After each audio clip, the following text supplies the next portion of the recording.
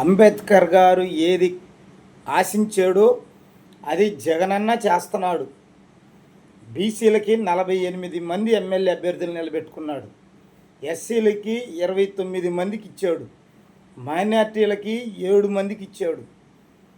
స్త్రీలకి అయితే 15 మందికి అవకాశాలు కల్పించాడు. ఇదంతా కూడా డాక్టర్ బిఆర్ అంబేద్కర్ గారి యొక్క ఆశయాలు నెరవేరుతున్నాయి. పాలకులుగా చూడాలన్నటువంటి ఆశ జగనన్న నెరవేరుస్తున్నాడు.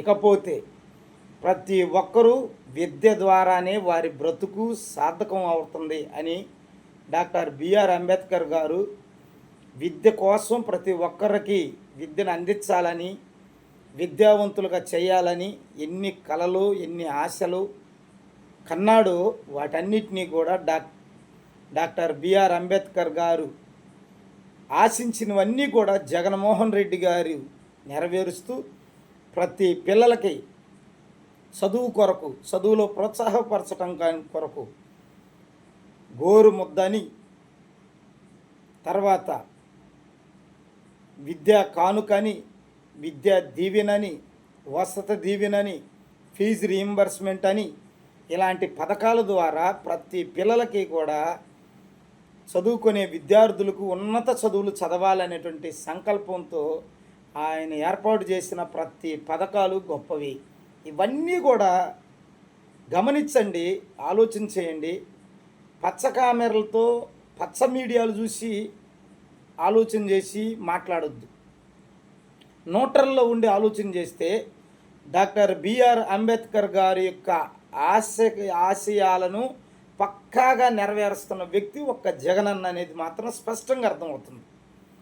గత పాలకులు చూడండి, చంద్రబాబు నాయుడు గారిని చదువు అనేది ప్రభుత్వం బాధ్యతే కాదు అనేటువంటి మాట అంత కఠినంగా అన్నాడంటే వారికి డాక్టర్ బిఆర్ అంబేద్కర్ గారి యొక్క మాటల మీద ఏమాత్రం అన్న గౌరవం ఉందా?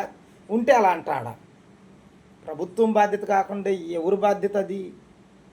కాబట్టి మౌలిక సదుపాయాలు ప్రభుత్వం చూడాలి. అందులో విద్య, వైద్యం ఇవన్నీ కూడా సదుపాయాలు కల్పించాలి.